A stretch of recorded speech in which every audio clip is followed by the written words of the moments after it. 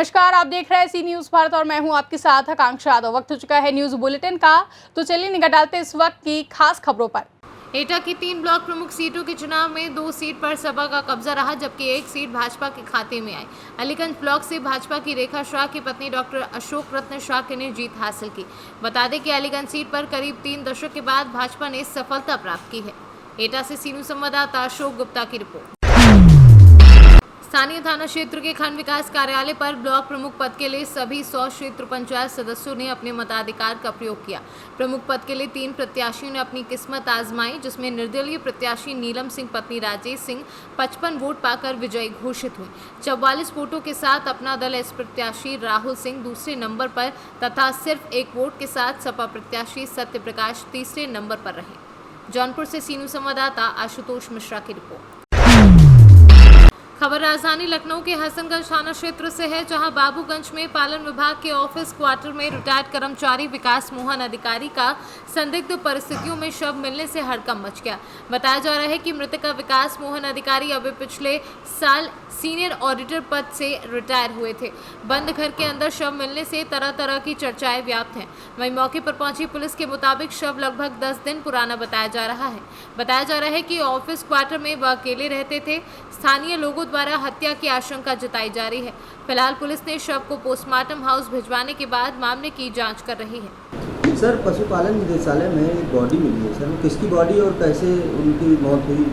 तो मुझे भी अभी पता चला है कि विकास मोहन अधिकारी ये हमारे यहाँ मतलब सीनियर ऑडिटर थे और सीनियर में फिर इनका ट्रांसफ़र हो गया था। फिर ट्रांसफ़र होने के बाद में इनका ये पता नहीं चल रहा कि मतलब वहाँ इन्होंने ज्वाइन कराया या नहीं कराया। यहाँ अकेले रहते थे परिवार? यहाँ अकेले रहते थे।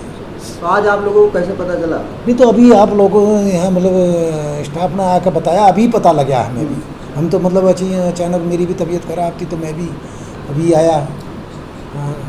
2 घंटे कब से रह रहे थे? कौन? ये यहाँ कब से रह रहे थे? 4-5 साल हो गए। 4-5 साल। इनके साथ यहाँ कोई नहीं रहता था? ना, कोई नहीं रहता। अकेले रहते? अकेले रहते। क्या लगता है इनकी तबीयत कुछ खराब रहती थी या किसी से इनकी कोई दुश्मनी? ना दुश्मनी कुछ नहीं थी, बस अपने मतलब। कुछ बीमार भी रहते थे क्या? नहीं, बीमारी तो ऐसी थी नहीं उसको। लखनऊ से सीनू संवाददाता शमशाद अली की रिपोर्ट। महाराजगंज जिले के बृजमनगंज ब्लॉक में आज ब्लॉक प्रमुख की चुनाव प्रक्रिया सकुशल संपन्न हुई, जिसमें कुल 97 क्षेत्र पंचायत सदस्य ने मतदान किया, जबकि भाजपा प्रत्याशी उदयराज यादव, सपा प्रत्याशी बैजू और निर्दलीय प्रत्याशी राम मिलन दावेदार थे। गौरतलब हो कि उक्त चुनाव में भाजपा प्रत्याशी उदयराज यादव ने कुल 90 वोट पाकर विजय घोषित हुए। वहीं सपा प्रत्याशी बैजनाथ निषाद को 3 वोट प्राप्त हुए, जबकि राम मिलन को भी 3 वोट मिले और 1 वोट इनवैलिड हुआ। बृजमनगंज का चुनाव होता है, सुरक्षा के लिए इस पर व्यापक इंतजाम किए गए हैं। इसके अलावा लगभग यहाँ पर 70-72 मत पड़ चुके हैं और 97 वोटर हैं, लगभग 20-25 बचा हुआ है। ये नतीजा कब तक आएगा सर? 3 बजे तक का टाइम वोटिंग का है। 3 के पश्चात काउंटिंग होगी। काउंटिंग 3 के बाद जब 3-4 तक आ जाएगी। 2 बार बीजेपी से ब्लॉक प्रमुख चुने गए हैं, आप कैसा महसूस कर रहे हैं और जनता को क्या संदेश देना चाहते हैं? देखिए, बृजमनगंज में चाहे पिछली बार हो चाहे अब की बार हो, दोनों बार भारतीय जनता पार्टी का समर्पित कार्यकर्ता निश्चित रूप से चुनाव में था। पहले साल हरिश्चंद्र सोनकर थे। इस बार भारतीय जनता पार्टी ने अपने सेक्टर प्रमुख उदयराज यादव को भारतीय जनता पार्टी का प्रत्याशी बनाया था। भारतीय जनता पार्टी बृजमनगंज मंडल के सभी सम्मानित कार्यकर्ताओं तथा उनके समर्थकों के अथक प्रयास से बहुत बड़ी जीत मिली है, जिसके लिए मैं इस मंडल के एक शुभेच्छु को, एक सहयोगी को, सभी क्षेत्र पंचायत सदस्यों को, चाहे वो हिंदू हो चाहे वो मुस्लिम हो, ऐसे सभी सदस्यों का आभार व्यक्त करता हूं और भविष्य में निश्चित रूप से मैं उनको विश्वास दिलाता हूं कि उदयराज यादव के नेतृत्व में बृजमनगंज विकास खंड का चौमुखी विकास निश्चित रूप से हम लोग करेंगे। आज के अवसर पे इतना ही कहते हुए सभी कार्यकर्ताओं को बहुत बहुत बधाई देते हुए पुनः एक बार उदयराज यादव को बहुत बहुत बधाई देते। उदयराज यादव बजरंगी से। महाराजगंज से सीनू संवाददाता देव अग्ररी के साथ महमूद आलम और इरफान अहमद की रिपोर्ट। मोहम्मदाबाद गौना ब्लॉक प्रमुख पद के लिए हुए चुनाव के बाद मतगणना में भाजपा की रानू सिंह ने अपने प्रतिद्वंदी सपा के शिव बच्चन को 45 मतों से पराजित किया। बता दें कि जीत के बाद ब्लॉक प्रमुख रानू सिंह भावुक दिखे। सिर्फ आप किसको देंगे? ये मेरे भारतीय जनता पार्टी जितने भी मेरे परिवार हैं जो मुझसे जुड़े थे, आज ये प्रमुख जी का प्यार था, आज जो ये मेरा परिवार है उन्होंने कमाया था, जो मुझे आज मिला है ये जनता का सहयोग है, पूरे जिले का सहयोग है। आगे आप जीत तो गई, लेकिन उसके बाद आप कार्य क्या करेंगे जो जनता के लिए रहेगा?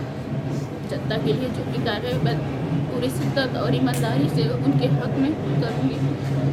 आगे भी मैं करती थी और आज भी हमेशा करूँगी। मुझे जनता का सेवा करने का एक मौका मिला है जो मैं करूँगी। एक आखिरी क्वेश्चन ये है, आज भावुक होने का कारण थोड़ा सा बताएं, भावुक क्यों है आज? आज इतनी बड़ी खुशी है, बहुत से चेहरे दिख रहे हैं, एक चेहरा है जो उनका नहीं दिख रहा है, आज उन्हीं का बनाया हुआ है जो मुझे मिला, उन्होंने कमाया जो मुझे आज तोहफे में मिला है ये चीज़। मऊ से सीनू संवाददाता प्रमोद विश्वकर्मा की रिपोर्ट। इन दिनों देश में कोई बड़ी समस्या है तो वो है पेट्रोल व डीजल के बढ़ते दाम। बता दें कि मध्य प्रदेश में 100 रुपये के आंकड़े को पार कर चुका पेट्रोल तो 100 रुपये के आंकड़े के करीब पहुंच रहा है डीजल। ऐसे में विपक्ष यानी कि कांग्रेस पार्टी अध्यक्ष की गाइडलाइन अनुसार देश में फिर बड़ा आंदोलन करने जा रहे हैं। ऐसे में मैहर के युवा कांग्रेस नेता कुलभूषण गौतम ने बयान दिया है कि मध्य प्रदेश की सरकार जनता को सीधे तौर पर लूट रही है। पेट्रोल डीजल बस नहीं खाने के तेल में हो या फिर हर घर घरेलू उपयोग की वस्तुओं में महंगाई बढ़ी है, जिसका हिसाब जनता स्वयं करेगी। विगत दिनों इतने आंदोलन हुए, तमाम तरीके की गतिविधियां हुई, लेकिन सरकार अपने निर्णय से टस से मस नहीं हुई। इस पर आपका क्या कहना है? क्या पेट्रोल पंप या पेट्रोल डीजल या घरेलू गैस के लिए आंदोलन किया जाए तो क्या सफलता मिलेगी? सफलता सब मिलेगी। पब्लिक को स्ट्रांग होना पड़ेगा, निर्णय लेना पड़ेगा, सड़कों पर उतरना पड़ेगा, आंदोलन करना पड़ेगा। जापान में क्या हुआ था कि जापान में भी डीजल पेट्रोल के रेट एकदम से बढ़ा दिए गए थे, तो जापान के लोगों ने अपनी पूरी मोटरसाइकिलें, मोटर वाहन रोड में ला के खड़ा करके लॉक करके घर चले गए। सारी अर्थव्यवस्था जब वहां की चौपट होने लगी तो सरकार 24 घंटे के अंदर जो है तो डीजल पेट्रोल के दाम कम की। वही चीजें भारत में भी करनी पड़ेंगी, आंदोलन करना पड़ेगा। सड़कों पर जब लोग आ जाएंगे, काम धंधा बंद कर देंगे, और जब तक यह आंदोलन पूरा नहीं होगा, जब तक हर व्यक्ति इस चीज को अपना आंदोलन नहीं समझेगा कि आज हम महंगाई के मुंह में जिस प्रकार ढलते जा रहे हैं, आने वाला हमारी जो पीढ़ी है वो क्या भुगतेगी, क्या कमाएगी, क्योंकि बेरोजगारी चरम सीमा पे है, महंगाई इतनी ज्यादा हो रही है। ये तो तेल जो है तो डीजल पेट्रोल की बात करते हो आप, खाने का तेल भी देख लो आप, वो 200 रुपए के ऊपर जा रहा है। खाद्य सामग्री भी आप देख लो आप, जो कि अडानी अंबानी को सामने खड़ा करके आज खाद्य सामग्री को भी बेचने का काम ये सरकार प्लान करने जा रही है। तो है तो बहुत सारे मुद्दे, मगर ये मैंने कहा था कि अंधेर नगरी चौपट राजा का खेल चल रहा है, ना कोई देखने वाला है ना कोई सुनने वाला है।